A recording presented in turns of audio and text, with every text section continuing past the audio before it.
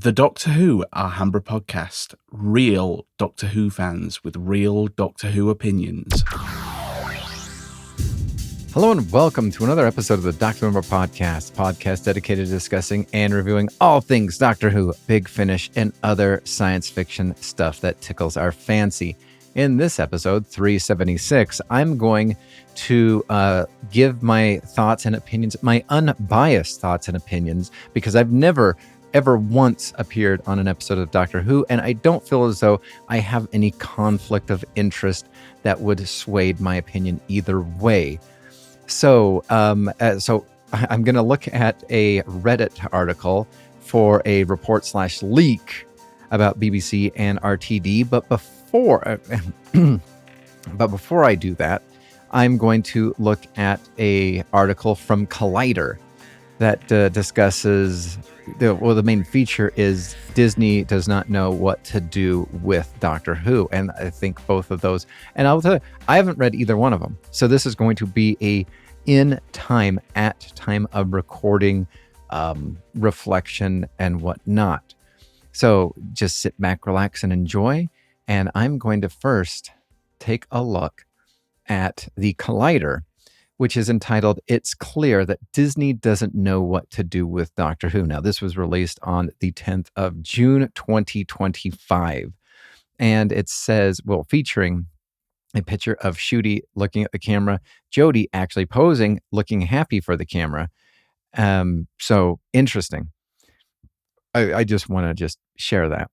And it says, despite being centered on an alien who was centuries old, Doctor Who has felt familiar as a show. However, since the BBC partnered with Disney to develop new series, Doctor Who has lost its way, and the heart that made the show so reliable is nowhere to be seen. Interesting. So previous partnerships was with HBO Max and Sony, and now we have this Disney Plus, and it's interesting because if you go back to the early episodes of the Doctor Who Alhambra podcast, Liam I was displeased with some of the Moffat era near the very end of Matt Smith, and the Capaldi was all over the place. I felt as though the Capaldi was a fantastic actor, took the bull by its horns, and was left with maybe suboptimal scripts from time to time, but there was never a question, never a doubt, as you saw the character arc from Am I a Good Man to the continual that leading to the hybrid, which also led into his parting ways with Clara, as well as being companions with Bill. And so I feel as though there has been a really strong character arc that happened despite some of the script's shortcomings. Liam is looking at You Kill the Moon.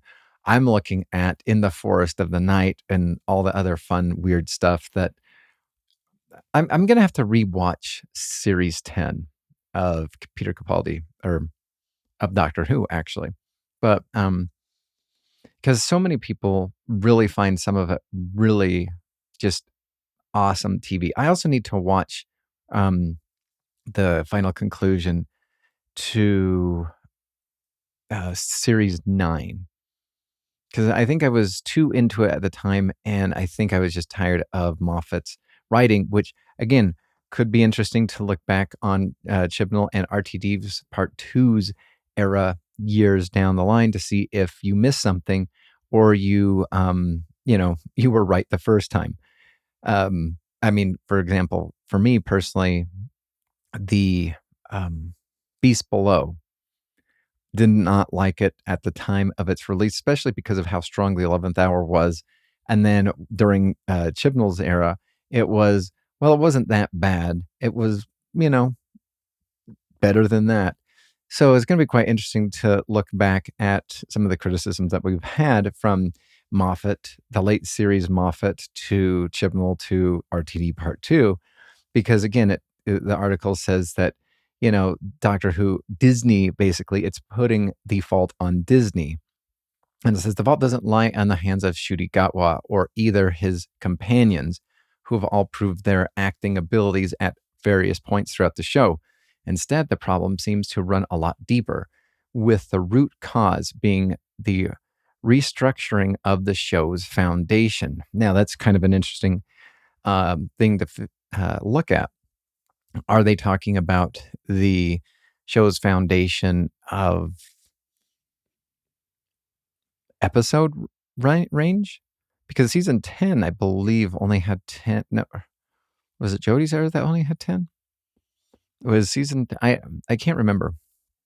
And then, of course, you have Disney that is wanting it available on Disney Plus early in the morning, and then kind of had the same expectation for the iPlayer. But again, from the previous podcast, I've gone through the numbers. I think that there is a problem with RTD Part 2 and Ncuti at maybe not at the heart, but I believe that there is a problem, and I believe it is structured around the stories, similarly to the Whittaker era, how the stories just kind of seem to be very surface level. Jodie really didn't have much of a character arc. You had Ryan, who was a plank of wood. You had Graham, who was probably the best character developed ever. Well, at least I would probably say, probably since Amy. If I, gun to head, I think since Amy, and that's even Bill. I think Graham had probably the better character development. And yeah, all right.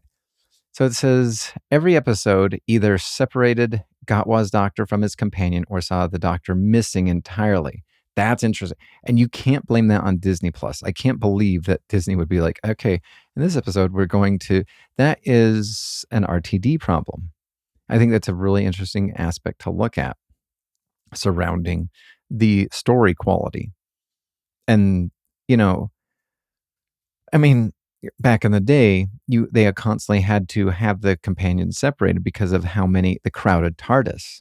Even when, you had the Sixth Doctor and Perry, you had the Fifth Doctor, and, well, Perry was, yeah.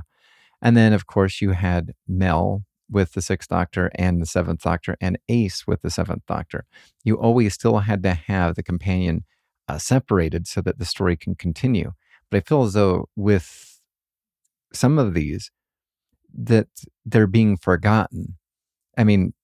Claire, you had the companion in the second season. I can't think of her name right now, but she was left in a box for the majority of the last episode.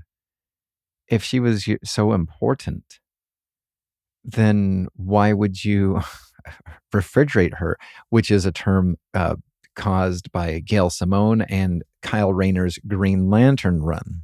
For those of you in the know, they didn't fridge her, but they kind of sidestepped her.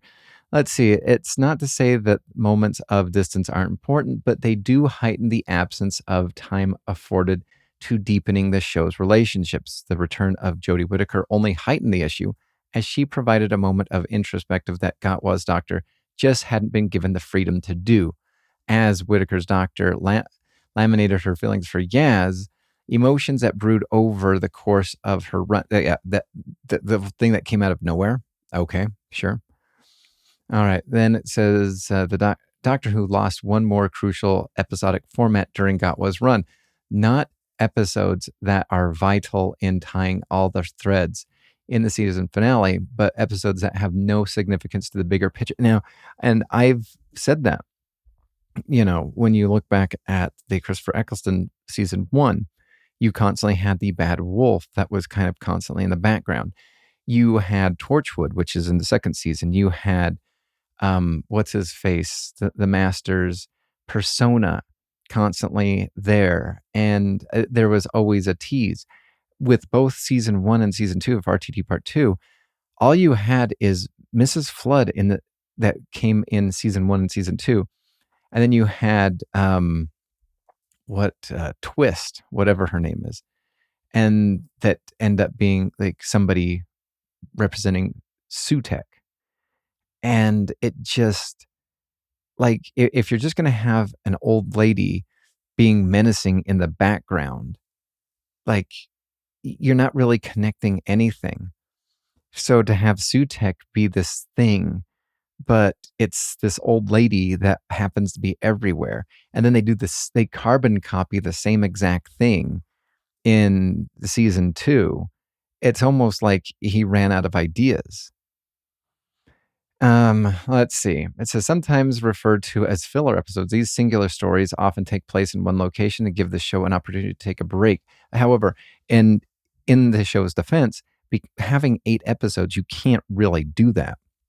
However, they have done that. And I will say the sequel to Midnight actually I find was a good break to everything, even though they did incorporate the Mrs. Flood in the whole thing. This article gives The Lodger kind of a similar thing. Also, Midnight as a similar experience. I find both of those filler episodes, well, I didn't like Midnight, but it was a break away from, planets missing, bees doing this, the uncertainty of what was going on, whatnot. Anyway, it says these filler episodes also see the Doctor returning to Earth due to technological flux, forcing him to recalibrate the TARDIS. These stories explore companions' lives outside of the Doctor, the caretaker, blah. That was Sarah Jane adventure, basically.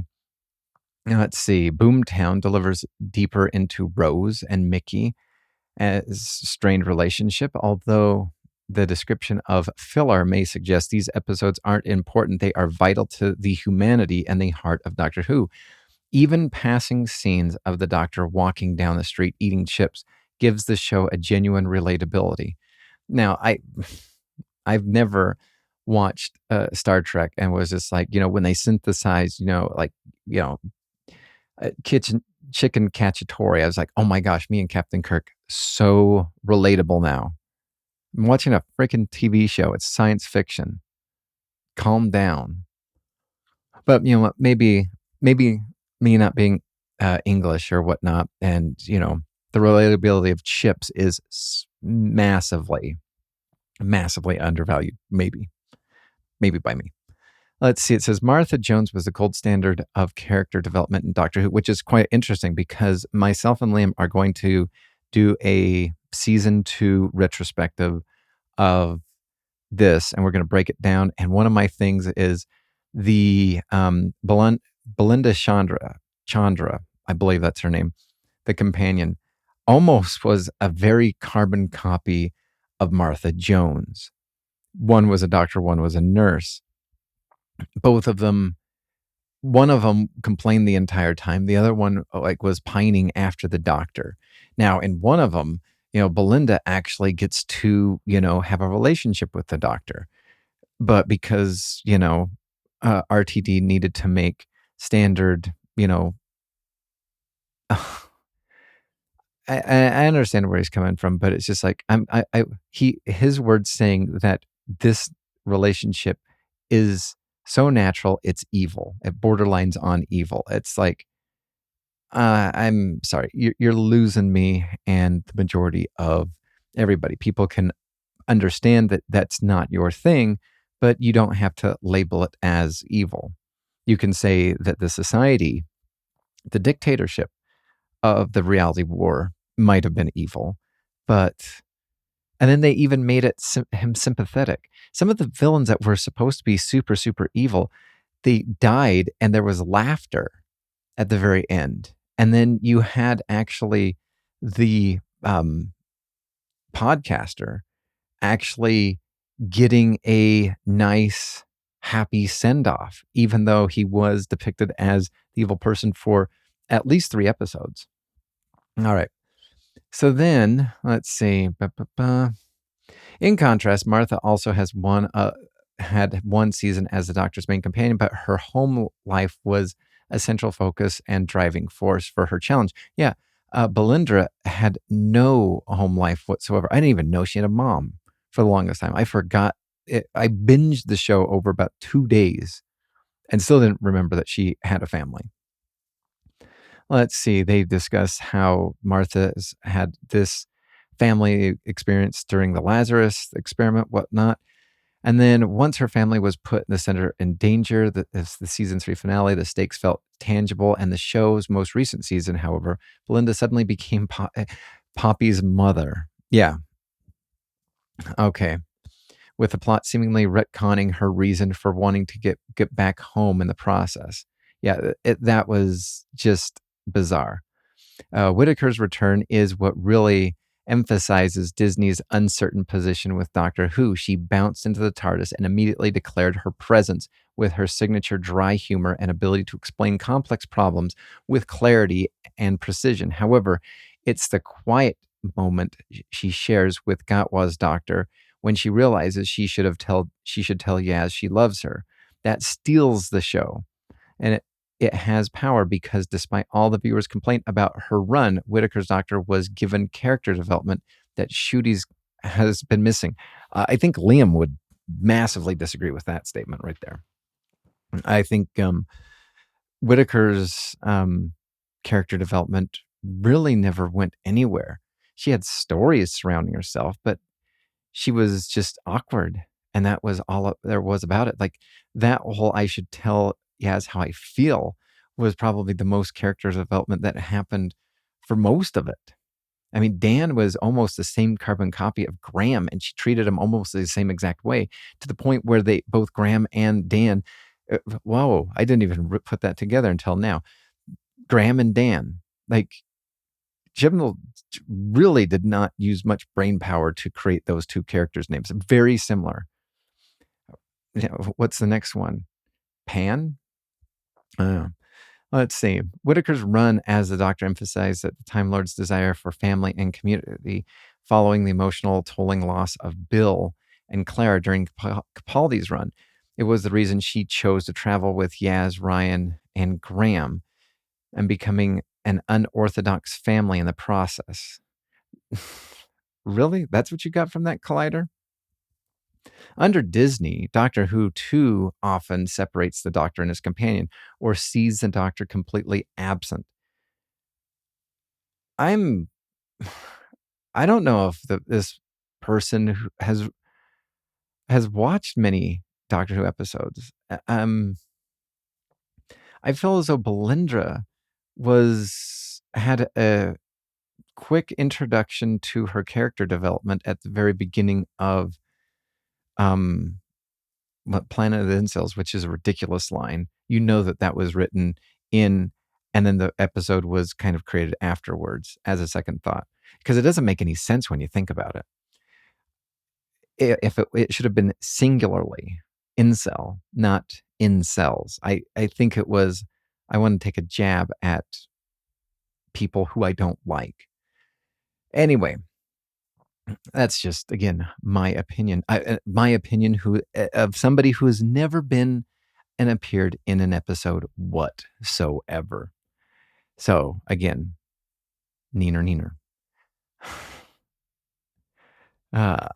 Anyway, I'll tell you, that jab might get old eventually. Let's see. Where was I? As a consequence, Whitaker's run to the TARDIS felt much more narratively significant. What? Okay, whatever. Oh, sorry. I went back in a paragraph that I briefly skimmed and decided to omit altogether. So it says, under Disney, Doctor Who often separates the Doctor and his companion or sees the Doctor completely absent. Again, flatline. Hello? I mean, granted, like you could even say, like, I think Dot and Bubble could have been so much better had they gone with not basically criticizing everybody that was mostly the Doctor Who's audience, in my opinion. I think that the story of people relying too much on technology and being inside their bubble, which is odd because both RTD and Ncuti basically said before the first series aired that they live in a bubble. So they should have devoted it to people's bubble worlds, not just one in particular, and having part of the, I guess you could say, people who could feel that way. I didn't feel like I was, villainized. Again, when you have a show producer or director who basically says that I can't, that we need to make sure that Davros is out of a wheelchair because I feel as though people are associating wheelchairs people with evil. Like that's you. That is you trying to take the sonic screwdriver and turning it differently because it is associated with gun. That is you. I mean, one could say, and I'm just spitballing right here. One could say because Ncuti doctor is gay, they changed it so it didn't possibly look like a phallic symbol where it could be made fun of. That is one way to look at it. Again, just a spitball, don't know. Maybe RTD thought that and then created a deceptively possible, plausible story or reason for it. I don't know. Anyway, I'm just going to skip that. This Collider episode, this Collider thing, I nonsensical. I don't think this Gabby person really watched many Doctor Who episodes. If she did, she watched the entirety of season 1, season 2 of RTD Part 2, but has not watched since 2005 because it's nonsensical. It's almost like she's trying to excuse some of the failures of the show and putting it on Disney's shoulders, not that the writer, RTD, and again, he could have, according to what we were told, and according to what I talked about in a previous podcast a while ago with Liam, and I think Legion was there, that Disney would give notes, and that's all they were given. So what's the truth? Were they given notes, or were these marching orders? Now that because Ncuti's doctor only had 2 and out, and we had a forced regeneration and regenerated to a face of a former companion, are we making excuses? Again, begs the question. Just asking a question for a friend. But this article is just nonsensical, and I think it's just excuse laden, in my opinion. That is an opinion of somebody who's never appeared in an episode of Doctor Who, though. So if you're curious, you could probably find somebody who has on YouTube appeared in an episode of Doctor Who and hear their possible, quotation fingers, unbiased opinion. Anyway, now we're going to get to the new report / leak. BBC and RTD at odds with potential new Doctor Who partner. It says a leaker on the Doctor Who leak Discord who has previously accurate, has been, but please use correct vocabulary, about the initial details of the Disney Plus deal in 2022, claims that the BBC is currently in advanced talks with potential new partner following the collapse of the Disney Plus deal. Really? I thought everybody was, happy that this deal was collapsed. I would have thought that people would have been like, yay, failure. This new partnership is said to be on a similar scale to Disney, but the negotiations are reportedly more complex this time round. Really, that's quite interesting because I thought that one of the things that Disney was fighting for was also control over the IP. According to the source, the new partner is pushing for greater creative control than Disney had. Interesting, because I just barely read a Collider article. And again, I'm just reading this in real time as I'm recording this. I just barely read an article in the Collider basically saying that the reason why this show sucked or was a failure was because of Disney. Now, according to this Reddit leak, Disney had less creative control, and this new partnership would like to. Anyway, following the underwhelming outcome of the Disney deal, with a more hands-on approach, believing that in order for success, the show needs to take itself more seriously. That is all in quotations. And well, all right, I'm going to just pull out just for a second. Oh, sorry. Did not mean to make that sound disturbing whatsoever. Anyway, taking itself more seriously. The show from its inception to about the end of McCoy's era, and you could even say probably even the McGann movie, I feel as though most of those episodes were very serious. You could say City of Death was because of who wrote it. You could say The Pirate Planet because of who wrote it. You can say Tom Baker added certain things in that because they were Bakerisms, because of who he was. But I feel as though that, you go back and you watch a lot of the classic episodes, and they are, at their heart, very Shakespearean actors trying to put on a serious show for kids. And it spoke to them at the time. I don't think personally, if you were to go super serious, that you would have your audience. I think what you need to do, and you could look back at the 2005 series one with Christopher Eccleston. I think that one was very serious. I don't think there was that much jovialness, and I'm not saying fun was missing, but when you had David Tennant take over and then continue on with Matt Smith, it really became fun for the whole family, which again was the purpose of the show. It was a family show. Okay. And then you had Peter Capaldi, which was more serious. And you could say because of the time slots, his, ratings decreased. He was an older doctor, not the sexy doctor that some of the people wanted for Matt Smith and David Tennant. But so he was also older, but his episodes were more serious. He was more dark. And I enjoyed it. But I think that in doing so, I think that would probably, I don't think it would land as well. I was rewatching a couple of things on BritBox. I really like Jonathan Creek. Jonathan Creek, I really enjoyed Alan Davies and Donovan in Jonathan Creek. However, I've previously watched Ludwig, which is with David Mitchell.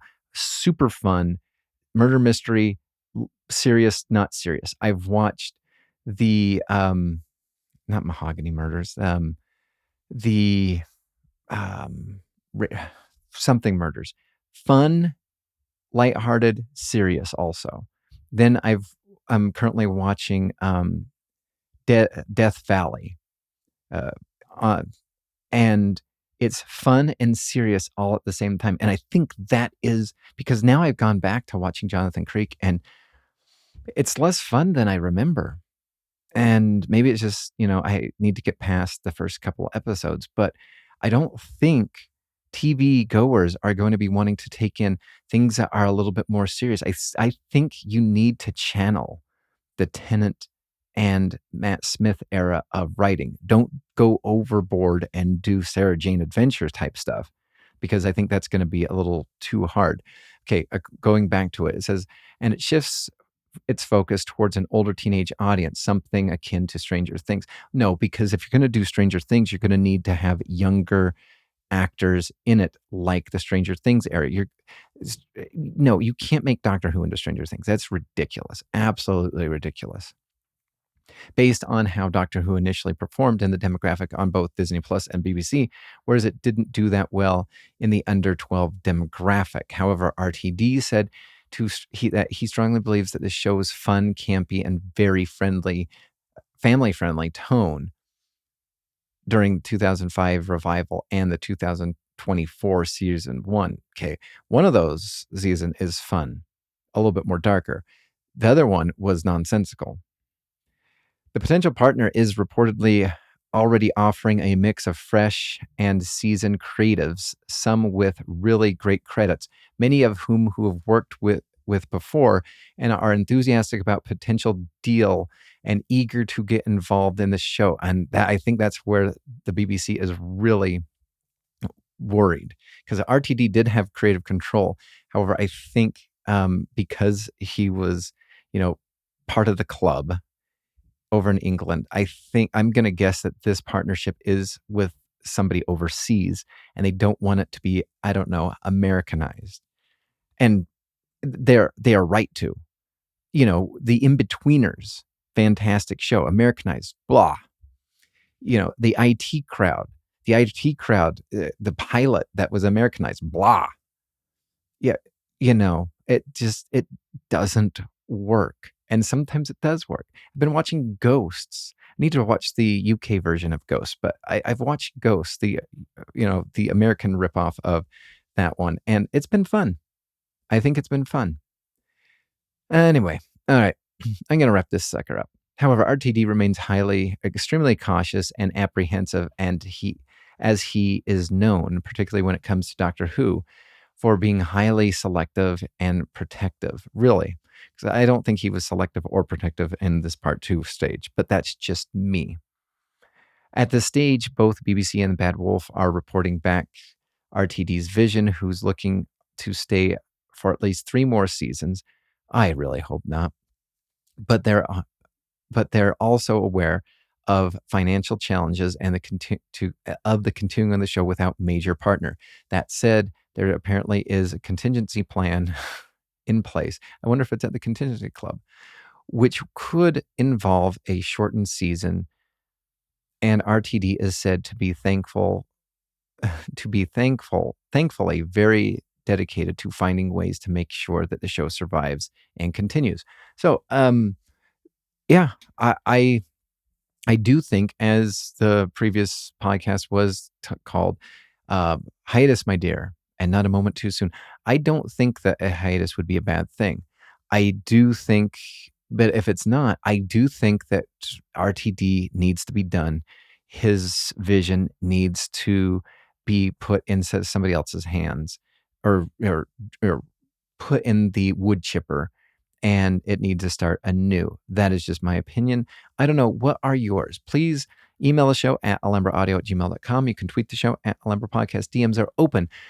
Give me your thoughts. Again, this is unbiased. I have not watched a video that used the Reddit article, the news leak of somebody who, because I have not appeared in an episode of Doctor Who, and I've not possibly had, differencing of opinions or changing of my opinions because of my association or non-association with the current team of creators.